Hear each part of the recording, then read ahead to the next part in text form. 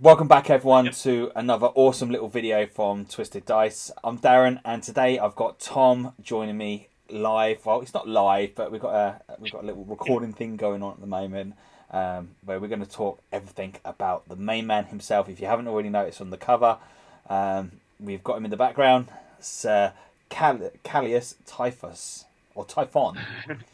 Typhon, yeah, Typhon, and then he becomes Typhus, That's the it. artist formerly known as Typhon.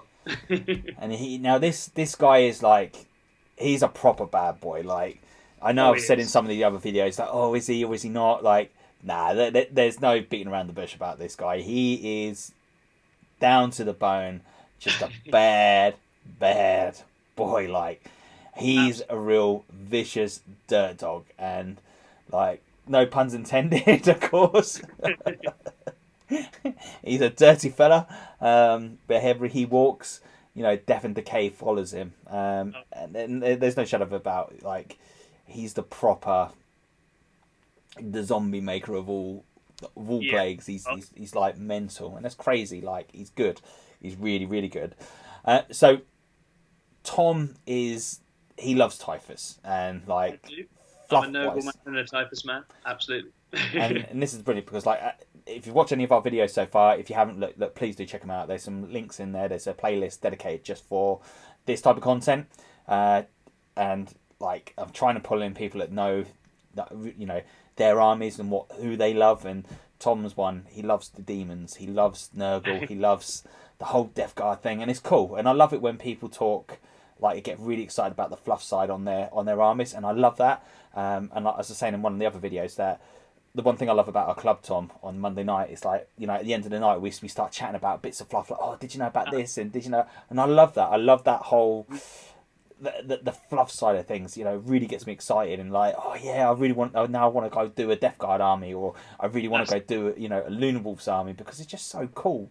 And one of the things that, I know I'm like a bit broken record on this, but Games Workshop, the Black Library has so much cool lore, so much cool fluff, and there's just like so much to Absolutely. get excited about, and it's brilliant. It's absolutely fantastic, and I absolutely love it. But today we are going to talk everything Typhon. We're going to delve deep, spit my words out. We're going to go like the plague's already started on me. You know, Yeah, we're porting risk here with this, aren't we? I know, and we're kind of within the 2 meters here. That our little boxes Yeah. are too close together. We might have to spread apart. Um, but we're gonna go deep into Typhus, and we're gonna talk about his past, Yep. present, and we're gonna talk about the great betrayal himself Oh, absolutely. Yeah. on Of what course. shenanigans, and of course we're gonna talk about some of his cool war gear as well, because he has Yeah. got probably one Definitely. of the best bits of war gear in 40k. Oh, absolutely. It's so badass, so iconic. Yeah. Yeah, proper. He is proper. So let's let's dive back and go back to the past. Let's go Absolutely. Yeah. let's go back right to the past. Like with a lot of other characters, they started on Terra and moved on. Typhon, he wasn't, was he? No, so Typhon, I mean, any fans of the Death Guard will know that sort of the planet they hail from is called Barbarous. And Typhon is also born on Barbarous, and essentially the sort of the overall fluff with Barbarous is that it's basically ruled by a bunch of overlords who cover the whole planet in horrible gases and live up in these spires in these big towers. And they are sort of tyrants. They're horrific. They torture and abuse the human population on Barbarous. And so the Death Guard eventually come out of the struggle to overthrow these guys. And Mortarion, who's kind of raised as a child of these overlords, he actually leads the rebellion against them, right? But Typhon first appears on Barbarous, and he is actually, and this is again, if we're trying to understand why he is the way he is essentially the product of an assault by one of the overlords on a human woman, right? So the overlords have bred Typhon through their abuse, through their assault of a lady, and so Typhon is kind of a little bit monster in his blood from the beginning. He's a little bit evil, a little bit magical, a little bit wrong with him from the off, and he realizes very early on He's got kind of these mysterious powers, and he doesn't know what to do about them. But it takes him sort of over time. He kind of gradually learns to master what obviously we in 40k know as sort of psychic powers, psychic potentials. But that's kind of where he gets his kind of slightly off kilter powers from, right? He's kind of got a quite nefarious sort of origins in the first place.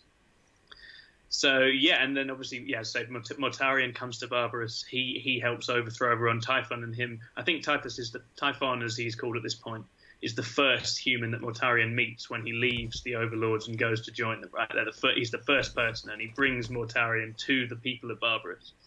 And then this is all covered in quite a lot of detail in the Buried Dagger, which I highly recommend. By the way, it's one of the more recent heresy books that basically weaves the fall of the Death Guard with Mortarion and Typhon's upbringing on Barbarous. All these the chapters kind of interlock, and you get little flavours of all of this all woven in together, which is really cool. And this is such a cool book because the detail goes into and the way they talk about like the farming, because it's like kind of like a farming world in a way, isn't it?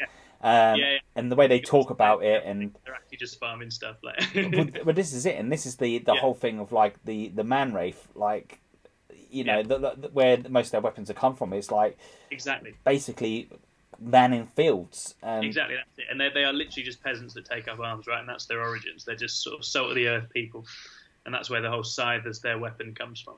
And that's that's absolutely friggin' awesome. But yeah, now one of the things on Barbarous, like with Mortarion and like with Typhon, like one of the things would be like the poisons, wasn't it? Yeah, that's right. So there's a lot of. I mean, obviously this is where the sort of the famed resilience of the Death Guard to poison kind of stems a little bit from this. Obviously, in fighting the Overlords, they have to deal with poison all of the time, right? They've got to deal with these gaseous clouds, and so Mortarion kind of starts sort of putting them through rituals where they kind of drink a bit of poison, sort of ceremonially all together, and they gradually build up their resistance. And this becomes part of their sort of warrior culture. It's all about kind of proving your toughness, proving your strength, and obviously Typhon is particularly strong, particularly resilient of all the others.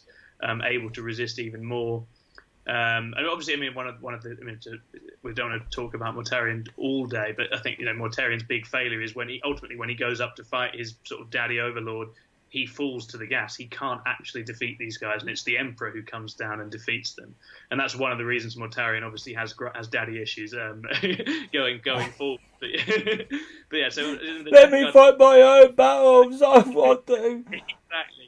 And the Death Guard obviously have this endless sort of sense of themselves as able to resist anything. And obviously, the kind of tragedy of their history is that actually there's a couple of things out there they can't beat, and that's kind of the whole point of the story, right? and that's it. And like I think that plays a massive great part on like the whole thing with the Death Guards, isn't it? Like the fact that they have come from a very, very toxic planet. Yeah.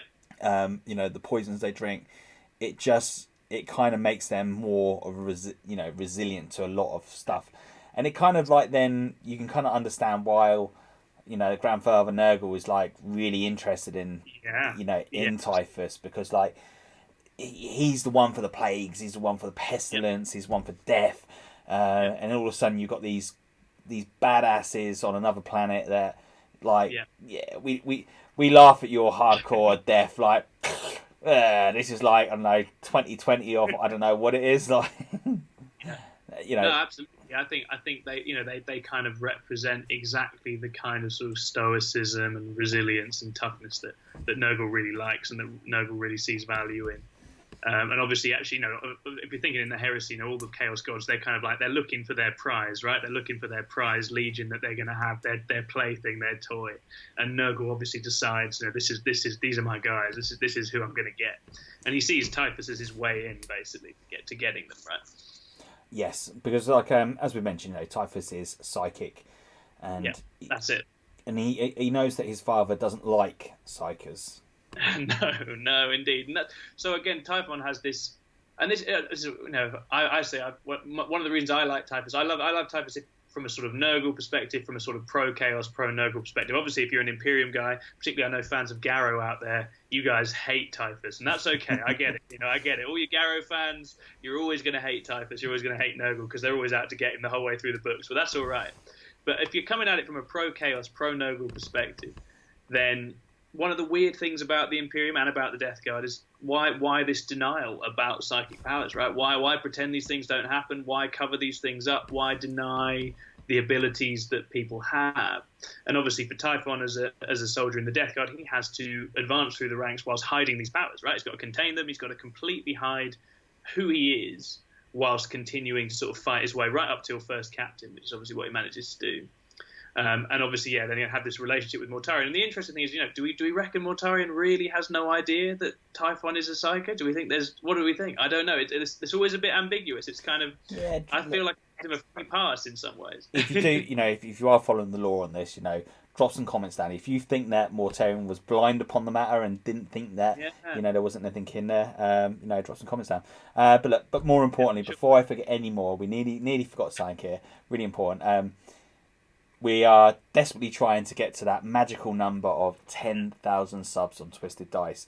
If you could be so awesome, if you're not already subscribed to Twisted Dice, if I could reach out to you and just ask you very, very kindly, if you can hit the like to the video and if you can subscribe to the channel, that'd be absolutely freaking awesome. Like, we are trying so hard to get to that magical number.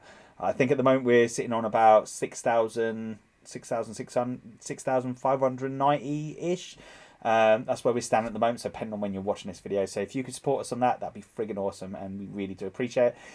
If you do like what we do, again, come follow us on Facebook. We are very active on there. We've got Instagram. Come check us out. Come find us. We do battle reports as well. Painting guys. There's so much cool stuff.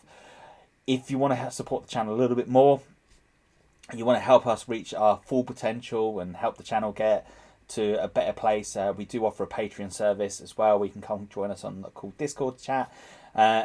Links should be somewhere down here, so you can see the links there. If you want to do that, that'd be absolutely awesome. But look, just by watching this video, liking and subbing to the channel, you've been absolutely friggin' awesome, and we really do appreciate it. But so if you want to support us a little bit more, that'd be really, really cool. And Tom, you are one of our awesome little patrons as well. Yeah, absolutely. I've been watching the first video in this fluff series earlier on today. I got that ahead of time with my subscription, so that was really cool. And I hope we're going to be putting out loads more like this going forward. I was realizing afterwards, we've started with all our favourite baddies. We will do some good guys. I'm thinking I might do Pedro Cantor quite soon and talk about Crimson Fist a little bit. So we'll get some more sort of some more straight laced characters out there. It's kind of like you can tell where the channel is at, really, right? Yeah. It's like evil boss, right? We're not called Twisted for nothing. Yeah, exactly. That's it. Everyone loves a good baddie in 40k as well. You can be a good guy in the real world. I was just kind of thinking about that on the channel, like who's got actually any good guys, and then it's like Grant. But then I was thinking, well, we call him Captain Whack for a reason. I was going to say he plays the good guys, but doesn't feel like it when they're kicking you in. No, that's it. But like myself, the Death Guard side, I love Garrow. I think sure. Garrow is always been like, he's been awesome, but I also love I love all that. I love the whole fluff around that side. And of course, you've got Garviel Loken as well, and like Garviel Loken, he's big Loken fan. Yeah, absolutely love Loken. He's probably my best one. I like Saul Tarvitz too. I think they set that up in those early books. They set it up so well with your kind of your loyalist camps within the different legions and all these characters who kind of fall on the wrong side of where their legion is headed. And I think that's one of the really compelling parts of those books. Right, you get this sense of what it's like to be inside this big machine that's going wrong. Yeah, for sure. With all the lodges peering and like... Yeah, exactly. That's it. No, if I was on board there, I tell you that I'd have had bloody Erebus shot on the spot. Oh yeah. Well, no one likes Erebus. He seems to be the most hated guy in the entire world. Right? I know, but the guy's like still out. But we'll talk about him another day. Like, I don't really fancy talking about Lorgar. That's cool. I reckon that's why. I think that's probably why word bearers have garbage rules. I reckon it's because everyone hates Erebus so much. Yeah, Erebus let the team down big time. Yeah, like big time. The betrayal on Calf, like some sneaky stuff. Very sneaky stuff. But let's carry on, because like we've kind of gone like woo over to the side. That's cool. Yeah, we're off tangent, but we'll pick up. Yeah, so we've got Typhon. We've got Typhon while he's still sort of a mere mortal slepping around with Death Guard. Obviously, him and Mortarion achieve all kinds of things together with the Death Guard before the heresy, but obviously Typhus's big moment, or his reveal, comes, at this enormously fatal moment, which is the heresy and the opportunity that creates, right, for an enormous betrayal, right? The betrayal. It's the bad moment, if you're a Death Guard fan. And what essentially happens is that Typhon gets into contact with Nurgle, starts making deals and pacts with Nurgle. He's the first of the Death Guard to make contact with Nurgle as a god. I think Mortarion occasionally dabbles in sorcery, but Typhon goes full in there and sort of swears allegiance to him. And what essentially happens is that there's this moment where the Death Guard are supposed to go and join the siege at Terra. Yep. And they're just working out how they're going to get there. And then essentially Typhon offers to lead them into the warp. And in they go. And it is at that moment that Typhon, yes, he's going to be Typhus in a minute, don't you worry. But he's still Typhon for the next couple of seconds. He kills the navigators on these ships. And then he's the only one with psychic capabilities, so he's the only one in charge of steering, and he essentially becomes their entire fleet in the warp, at the mercy of the warp itself. And it's at this moment that Nurgle comes for the Death Guard in a big way, right? And it comes to get what is his. And that's the thing, is that's a big point. But like, how does, like, I can't remember exactly, but like, and this is where you're gonna help me out here. Like, Sure. Who was the first demon that approached Typhus? Where was the first time that I'm pretty sure he communes through Erebus with Nurgle first. I think it's definitely it's Lodge shenanigans and Erebus shenanigans that get them in touch. But then ultimately what happens is that Typhus becomes infected with the Destroyer Hive, right? If people are familiar with the model of Typhus, you've got these great big cloud of flies coming out the back of him all the time. He becomes a vessel for this plague of basically demon flies, right? And there's even before this betrayal happens, when he returns, there are these little hints that something's not right with him. And the fluff, they describe it quite well. You get these little hints of, is that a fly? Did I just see a fly on him somewhere? Is that any kind of, he's got this plague living inside of him. And that's kind of Nurgle working through him. And then when they are stuck in the warp, this hive comes out and goes to town on the Death Guard, right? And starts infecting people. And Nurgle's rot gets involved as well. This kind of warp rot kind of sinks in, and between the hive and Nurgle's rot, the Death Guard fall horrifically sick and start turning into basically plague marines. Right, that's when this all starts happening, and it's that which ultimately forces Mortarion to kind of pledge himself and the Legion to Nurgle.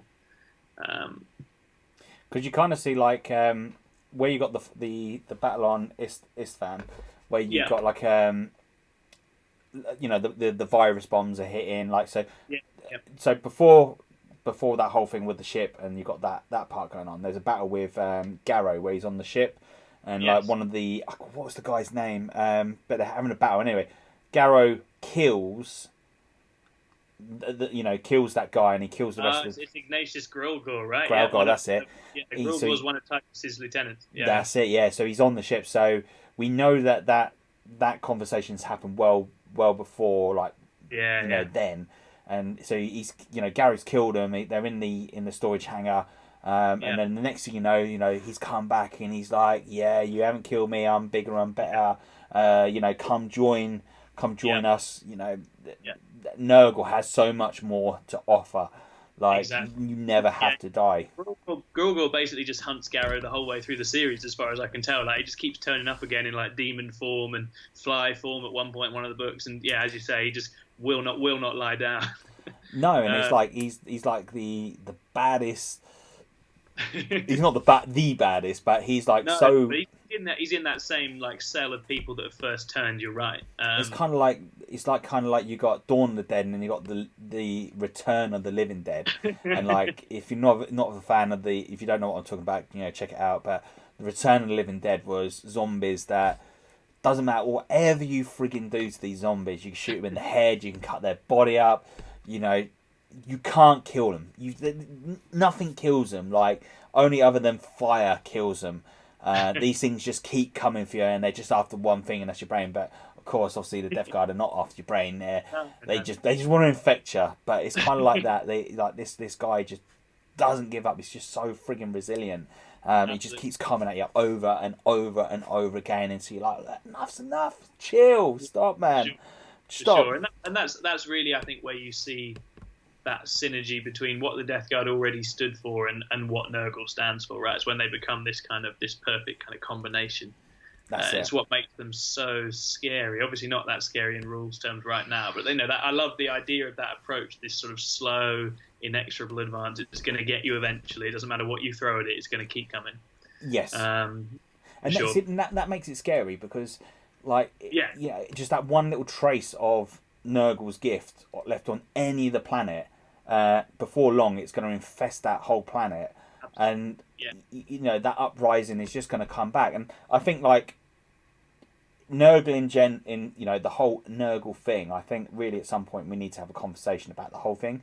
I think we've got some really good content just on the whole Nurgle thing, because I can think of a couple of scenarios straight away where there's been some epic battles with the space wolves on planets with, like, the whole thing with the Nurgle. I friggin' love it. I love the whole zombies. I'm a big fan of Walking Dead. I love the zombies. I love Dawn of the Dead. As you know, I'm a big fan of that type of genre.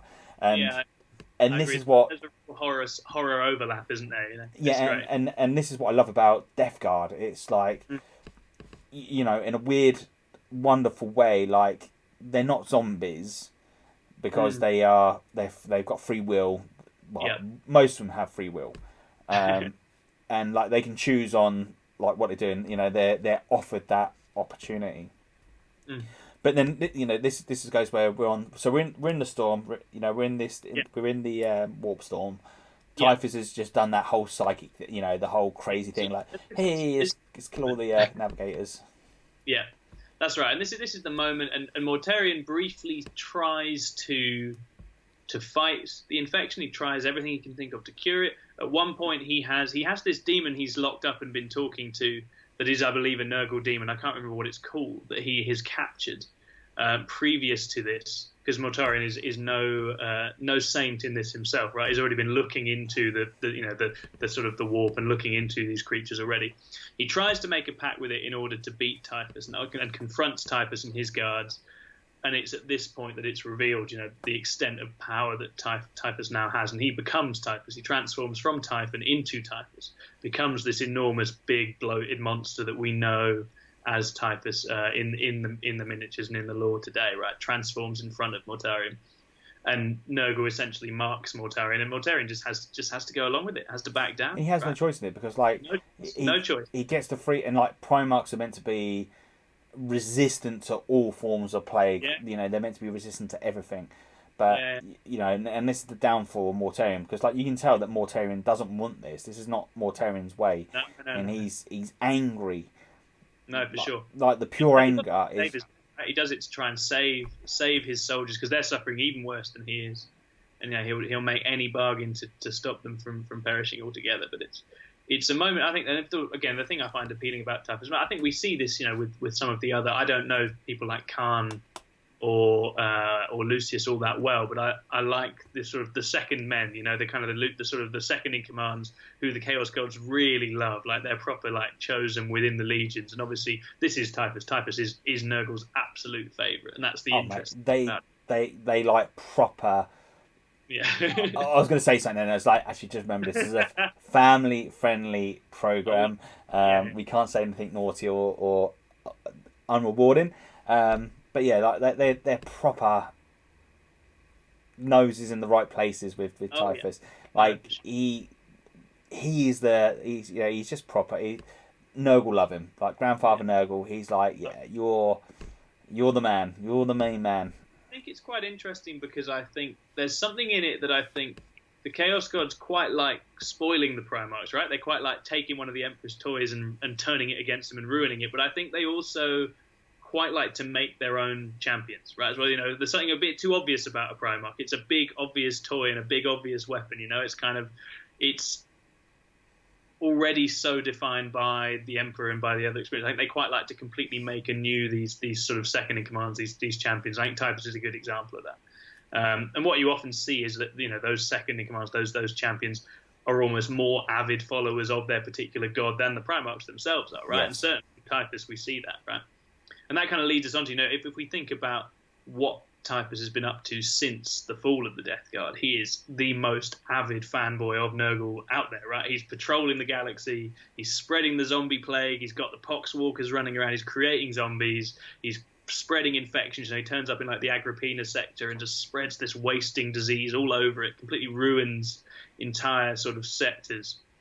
And got the New Dark Imperium books where he's basically sort of just taking out star forts for fun, just all the way sort of all the way around the kind of sort of ultimate kind of segments and stuff.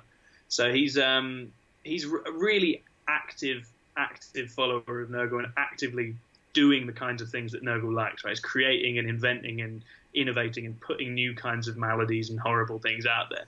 Which I think, again, is just one of the reasons I just see him as sort of the most active manifestation of what Nurgle is amongst the Death Guard and amongst the mortals, anyway. 100%. And I don't think he slowed down either. Like he doesn't stop. That's where the Traveller nickname comes from, right? TYPHUS the Traveller, because he's constantly moving, right?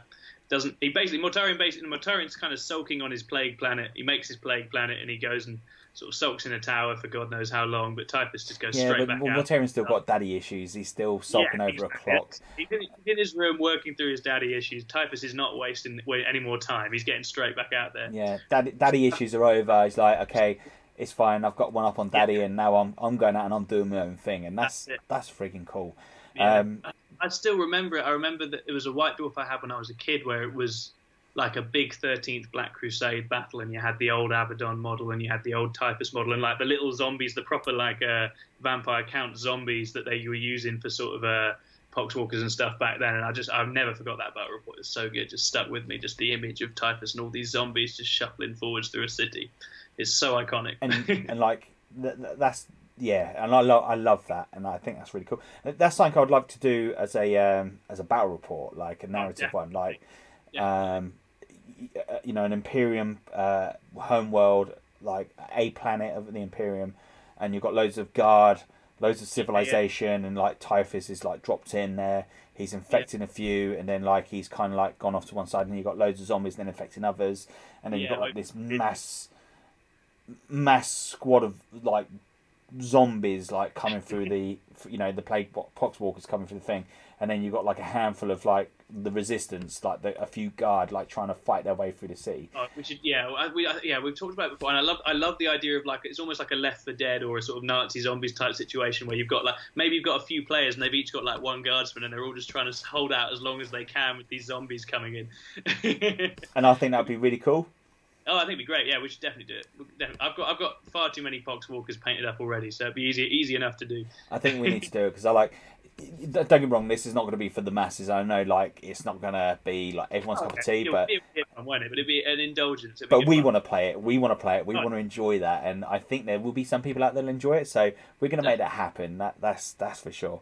It's definitely something that's going to happen. So interesting enough, like with TYPHUS, you have the as the current story goes at the moment. You got the whole attack on Ultramar. Yeah. Where they're going for Guilliman, like you know, you've kind of got like Grandfather Nurgle wants to bring Ultramar into the garden. Yeah. Like, and there's some proper demonic work going on. Like there's some proper stuff going on. Like between Mortarion and TYPHUS, there's a plan set. There's wheels in motion for it. It's coming up to putting the everything into action. And of course, Mortarion's kind of got like this daddy issue, like not daddy issue, but he's kind of like got this like, you get more of the subplot that I think is really interesting. Where I think you're right, it's this moment where Nurgle. This is something Nurgle wants. He wants himself a Primarch, another Primarch, and he's orchestrating this plan. He's kind of forcing Mortarion and TYPHUS to work together more than they tend to do these days as well. And Kugarth Plaguefather, my favourite great unclean one, is also running around. I think being his usual very Kugarth.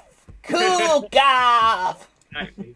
That's another guy I'd talk about for ages as well. I'm a big Kugarth fan, but you get that real sense that TYPHUS thinks Mortarion isn't really in it for Nurgle. Mortarion really wants is to make puppy eyes at one of his brothers across a room for a little bit. That's what he's really in it for. He wants to have a one-on-one duel with Guilliman where no one actually hurts anybody and they just get to sort of have a bit of a sort of brotherly flirt with each other. And Typhus can tell his heart's not in it, and then you kind of get this real bickering between the two, and you also get the real sense, I think, in the new books just how favoured Typhus is, because Typhus is really, really high up with Nurgle. He's actually been in the Garden of Nurgle. He's actually defended the Garden of Nurgle against sort of corn demons that invaded it, and he sort of had more access than any mortal human ever should to the actual sort of realm of the Grandfather himself, and I think that's really cool. But I think it's been great. The new story has really moved that along and really moved their struggle with Guilliman on, I think, and that's been really cool. And that's cool, because like that battle is kind of like, it's awesome, because you've got I can't remember the exact planet, but it's in the Ultramar segment where Kugarth's dropped in. He's, you know, there's been a battle between, like, with the Poxwalkers and the Imperium, and they're fighting away, and like some of the infected have been caught up in the hospitals, and then like they're turning into zombies. The fall of Ajax, where the medical world. Ajax, that's it. Yeah, so that's the thing. But that one zombified guy gets in, and then it's all over, right? It just takes the whole place over. It's game over. But it's like one or two of them like get infected, and like they're waking up. That they haven't quite turned into zombies yet, but they're waking up like, and they're in a pool, like out in the middle of nowhere, and like, That's right. Yeah. How we got here? Well, why are my feet wet? And then brother, what, you know? And I can't remember the old boy's name, but he's talking. But it's like 1, 2. Oh yeah. and then it just turns out, like, you know, he's starting to spit his guts up, and it's like, you know, the plague's upon him. It's real, and like there's nothing they can do about it. It's like they don't have no free will, they don't have a choice in this, but their sacrifice, so that magic number, it's created that portal, and then you got Kugarth comes out, and then you got all the little all the lesser demons starting to come out. It's got his cauldron, and like, you know, they're making up the perfect Other areas where Kugarth and Typhus kind of overlap, because obviously Kugarth, as we know, he's always trying to find the most potent sort of chemical out there. He's trying to find the worst disease in the entire world, because he feels like he owes Nurgle that, because he accidentally drank all of Nurgle's potion when he was a little Nurgling. And Typhus is the same thing, like with the Poxwalkers, with the diseases. He's also a perfecter. He's out there trying to create something, trying to make something. And that's such an important part of Nurgle's lore, right? It's not just about decay, it's about what they are creating as they do this. You know, it's a sort of cycle. That cycle's really important. It's not just about what you're killing off, it's about what you're giving birth to as well. What new things are you creating? And that's something that, you know, those books really hammer it home. You know, the way these people just sort of decay into whole new beings, and the whole city kind of transforms, and the hospital transforms.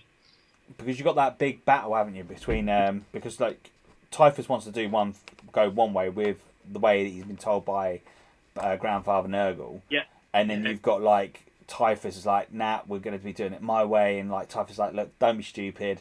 Yeah. It's got to be done this way, and it's got to be done this way for a reason. It's foreseen. Yeah. You've got to do it this way. But of course, as you said, Typhus really wants to. Not Typhus. Mortarion really wants to bring Guilliman into the fold, like, but it's never going to happen. Or no, Typhus wants to bring Guilliman, and. Well, no, I think Mortarion is always angling for a showdown with Guilliman. I think there's always this. You know, I just think the Primarchs are just drawn to each other like that. I think there's something in them where even the ones that hate each other want to be around each other. Really, they keep. It's almost like there's something kind of calling them back to each other, and that's definitely at work here. You know, kind of, and I think that's ultimately is why the plan fails. Right? Mortarion doesn't really have the will to land the killer blow, and ultimately they get drawn off to other stuff. Stuff starts happening back in Nurgle's realm, and they don't quite carry out the plan as they'd hoped. But he can't get the killer blow off because that girl. That's right. Yeah, the living saint intervenes. The living saint. That's it. Yeah, because like that living saint's been held back, and then she gets broken free, and you know, Marines die for this, and you know the Sisters of Battle have got her out onto the field. Yeah. And then she says that word, and then Mortarion's kind of like, oh, okay. Like, yeah, exactly. There's still some stuff out there that the Chaos Boys can't quite deal with, unfortunately for them. And the little girl running up and saying their name is one of those things. Absolutely. Like, it's fine. And that's it. Yeah. That's it. Like, las cannons can't hurt me, plasma guns can't kill me, but that little girl saying their words is enough to burst my eardrums. What the hell is that all about? Like, cast you back to the warp. And that's the trade-off, right? Yeah, that's it. You get one set of powers, and you have to be wary of another. So like we talk about like TYPHUS and his war gear. Now I think that's a good place to sort of wrap up, because that's the sort of, the man himself as we see him in the present. I think he's iconic. It's that huge hulking cataphractite Terminator type build with the really ancient armor and the proper helmet with the sort of slits down it. But he's also got that enormous scythe, which, as we know, as a Death Guard or a Nurgle fan, you've got to have an enormous scythe, right? You've got to have absolutely massive scythe. And he's also got the Destroyer Hive living within him as a weapon in and of itself. And obviously, I think Typhon used to use like a lot of flamers and chemical flamers and stuff, but he doesn't need that anymore. He literally just shoots. He's got this built into him, but the corruption at people. The scythe itself is symbolic. That's barbarous. That's where his heritage is from. Like, the scythe itself it's what was used, like, probably on his day-to-day jobs, like, man in the fields and things like that. And that scythe is symbolic to the Legion, because most of the people from Barbarous that's a symbolic icon.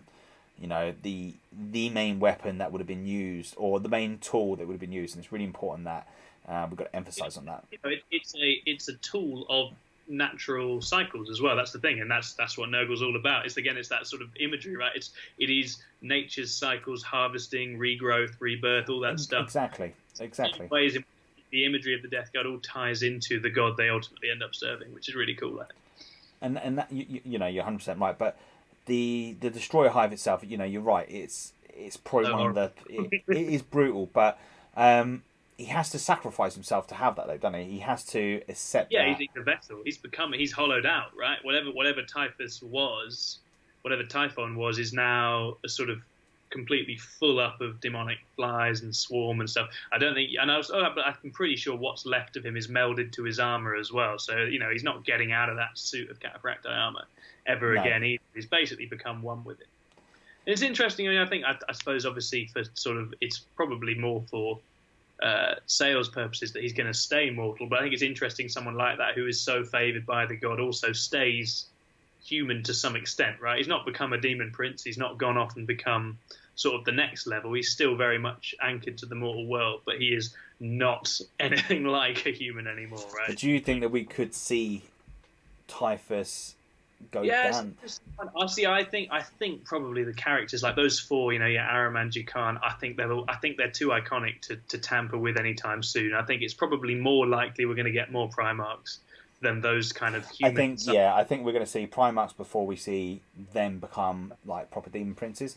And I think if they do go down the route of like demon fight, going to demon princes, I suppose in a way it's kind of like evolution for them. Like, so for TYPHUS, that's going to be like the next thing for him would be. But it's an evolution of a kind, but it also kind of makes you a slave, right? Once you're a demon prince, you're very, very, very controlled by your patron, and I guess you lose access to the real world in quite the same way you might have had it before as well. So I guess there's a trade-off again, right? It's just, I suppose in a way though, he kind of already is a demon though, isn't he? In a way, he's possessed by a demonic force for sure. Yeah. So I don't know quite where we categorize him at this point. He's not quite human, but he's also got a bit of humanity left in him.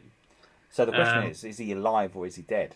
Well, that's it. I don't know. I don't think Nurgle would ever let him die at this point. Well, no, I don't as in mean like he's not alive as in the sense of like as we're alive. I seriously think that point is his body is dead, but because of like the reanimation of what Nurgle offers. Yeah, I think that's probably right. I think they're probably, it's almost like suspended animation, isn't it? They kind of just held in a sort of stasis now, the Death Guard, and I guess he's part of that, but he's obviously got this great big living plague inside of him as well, kind of keeping him running. And that's it. And I think as long as like Nurgle, the demonic entity of Nurgle exists, TYPHUS will always exist, because that, as you said, that being held in suspended animation. We know that his innards are probably not there anymore. Like, what Nurgle are like.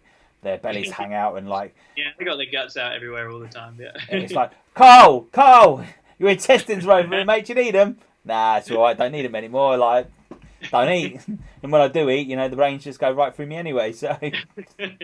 Yeah, exactly. Exactly. He is just a hollowed out husk. But like, tabletop-wise... like on the battlefield, he's quite slow and personal. Yeah, interesting one, isn't he? I think he packs a very real melee punch, and he's got obviously the deep strike option, and he's got access to the Death Guard spells are okay. They're not game changing. There's a couple of nice ones in there, but there's nothing. I mean, the flat 3 damage on a side, where if you stack him up nicely with Arch Contaminator, he's always re-rolling his wounds. That's not bad. But it's just with a Cataphracti 4-inch model moving, that's your problem, right? Your problem is always mobility. I think what I've found with him, when I like to run him with Poxwalkers, obviously, because that's the way you should do it. Yes. And if you just have a little bubble of zombies that you're just like, this is going to go to the middle of the board, and that's where that's going to live. And Typhus is going to go with it, and that's where he's going to live. And he's going to make trouble for anything in the middle and hold whatever he can in the middle. I think if you don't try to do more with him than that, you won't be disappointed. But I think if you do... If you think, he's going to go off on this flank and then I'll get him back over here, that's not going to happen. Once you land him somewhere... So this is the interesting part about it, right? So you've got like Fluff versus Tabletop. Fluff-wise, he's, he takes over worlds, he does this, he does that. He's taking over moons, he's going into battle stations, he's going in, he's destroying it, right? So if he can do that, how does he move through the battle? How does he get through those hallways quick enough to do what he's got to do? And I'm going to be really interested. I know Death Guard will get a little bit of a rules tweak. I'll be very interested to see if there's anything in there that can help him out. But as it is, you could deep strike him in somewhere, but it's not that convincing. 9-inch charges without any buffs are always a risk. But as I say, I think he's good at sort of leading a cloud of nasty little bastards up the middle of the board and making trouble that way. But I think we had to drop the B word. Oh, sorry. Nasty little zombies up the middle of the board. We was going so well until that B word. Do you want to edit Poxwalkers over the top of it? I'll try bleep it out. It'll be like Poxwalker. Yeah. I'll try. So if you do hear that, then it is. If I'm lazy and you hear it, then it is what it is. Can't do nothing about it. But yeah, I think in Tabletop, he's a bit cheaper now as well. I do like him with the reduced points. He doesn't feel quite as outrageous to have. And I think if you had him and also Necrosius the Undying, then you've got a lot of casts and a lot of denies, and that's helpful in any army. But I think, it's just the speed. It's the speed. It's a Death Guard problem to have, but the speed is a real issue in the competitive game, definitely. And so here'd be the question, right? So sticking to Fluff. Yep. Fluff only. Mortarion versus TYPHUS. So we were talking about this before, and I definitely come down pro TYPHUS in the Fluff, and I'll tell you why. I'll tell you why, and several clear-cut reasons, right? TYPHUS knows exactly who and what he is, and he doesn't try to be anything else or pretend to be anything else. He is in tune with the essence of his being. He knows he has psychic powers. He knows he's in tune with a certain side of the world, and he finds his patron, and he delivers on that, and he sort of carves his own path doing that, right? Mortarion, by contrast, is a very contradictory, very confused character. He loves the Emperor, but he hates the Emperor. He loves Nurgle, but he hates Nurgle. Loves his Legion, but he hates his Legion. He's all kind of mixed up all the time, and I think there's so much denial and confusion within Mortarion. Whereas I think with TYPHUS, you've just got to love a character who just knows what they are and goes for it, and is as we know, we talked about at the beginning, he's a baddie. He's an absolute baddie. He is an absolute baddie, but I think that Mortarion would still do TYPHUS. Oh yeah, or if they're fighting, yeah, for sure. Although the interesting thing now, right, I think Nurgle would never let Mortarion kill TYPHUS. I don't think he would let it happen. I think TYPHUS is too favoured with Nurgle for that to ever come to pass. But Mortarion is obviously very much a slave to Nurgle. How would he kill him? That's going to be the question, right? Because well, that's it. I always think the thing with the Death Guard that always fascinates me, right, is because they're such a reluctant legion in so many ways. They'd be a really fascinating legion to have breaking out of their chains, right? Finding a way to escape this, finding a way to come back to humanity. And you wonder, if Mortarion had that choice, which one would he choose? I think he'd come back. I think he'd choose to escape. Even after all these thousands of years, I think if he could throw this all off now, I think he'd take it. But I don't think TYPHUS would.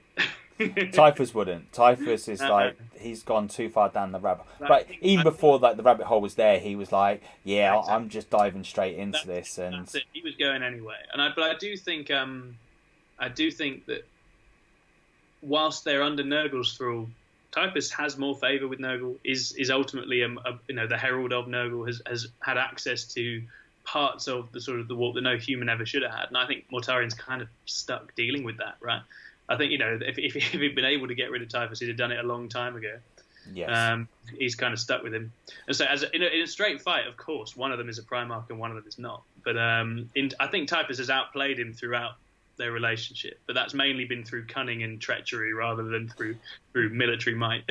but this is it, because like I think one thing we kind of missed on is like when they were going for that battle towards Terra, Typhus convinced Mortarion to join him on his ship. That's it, Terminus Est, right? They go there, and that's the fatal error. Yeah, that is the fatal error of Mortarion. Yeah, that he got tricked on. And it is a betrayal, right? It's definitely a betrayal. Like it's a sneaky, underhanded move. One of the books I really like on the Death Guard is The Lords of Silence, that came out when the Death Guard stuff came out. Yeah. And one of the things you really get a sense of from that is that you've got these two camps in the Death Guard, right? There's the people who either were behind Typhus or have got on board with it, but there's still a big camp of Death Guard who hate Typhus's guts, right? They've never forgotten what he did. They've never forgotten what he turned them into. And it's a betrayal that puts a line right down the middle of that legion, and it's pretty compelling for that, I think. 100%, actually 100%. But like that, so what I was trying to get at there was like there was that little bit of disagreement between the father and son, between Typhus and Mortarion from then. Yeah. Because like Mortarion joins him to like show like there's no bad feelings. Yeah. No, that's it. You're right. Yeah. Because they've been arguing already, haven't they? And you're right. It's kind of an olive branch, and actually, ultimately, Typhus betrays him. Yeah, because they're already bickering, and like Mortarion's like, okay, look, that's fine. I'll come and join you on your ship, and that was his downfall. I think if he'd have stuck to his own ship, he might have been all right. I think the war on Terra would have still happened. Put his trust in Typhon basically one last time, and that was the mistake, wasn't it? He shouldn't have done it. No. But yes, it's a very interesting one. I think, as I say, I think the reason I rate Typhus because he's at one with what he is, and he knows what he is, and he isn't trying to fight it. He's just living it out and being it. Whereas I think Mortarion is all this frustrated, wasted potential, kind of going every which way and not quite ending up being anything. And he's such a powerful creature, Mortarion, and he's capable of so much, but he ends up doing a lot less than Typhus does because he's never quite worked out who or what he is and what he wants. No, and that's the biggest problem, right? It's like he doesn't know what he's after, and that's a shame. But look, drop some comments down below, right? Yeah, I want to hear this though, and I'm sure there's some Typhus haters out there. So come and get me. Tell me why I'm wrong. Tell me why Mortarion's the best one. Put it to right. Change Tom's mind. Yeah, all you Garrow fans start slinging some hate in the comments. change Tom's mind that Typhus is not a bad man. Change my mind. Yeah, we need this cover up. You sat there with a cup of tea, like change my mind.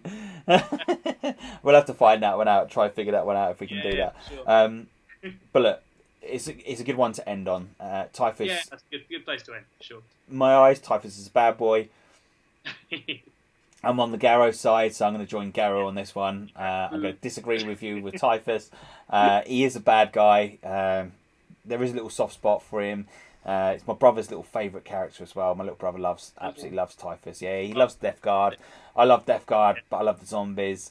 But I love Garrow more, so that's where we're going to stick. That's my side. So you're going to be on my side. We're going to be a Garrow man. We're going to join. Nurgle people will understand, and he is the true instrument of Nurgle's will. So I will always be with him.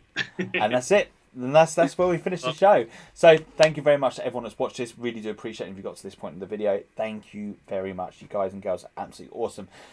Just as the plea from earlier on, if you could subscribe, if you're not already, if you could subscribe to the channel, help us out. That'd be absolutely friggin' awesome. If you can hit the like, even if you could share this video up on Facebook or any of the social media platforms you've got available to yourself, that'd be really cool as well. And don't forget to hashtag us in there as well, because we love all that stuff. And drop some comments, like if you want us to cover something different fluff wise, please do let us know. But we've got so much more planned on what we want to talk about. I think today I've recorded 4 different sessions between 4 different people on 4 different cool subjects. We're talking Tyranids tomorrow with John, and so like we're using this Papa's gift, like Papa Nurgle. Grandfather Nurgle at the moment is plagued the world with this horrible COVID-19. This is probably like Papa Nurgle's best work yet.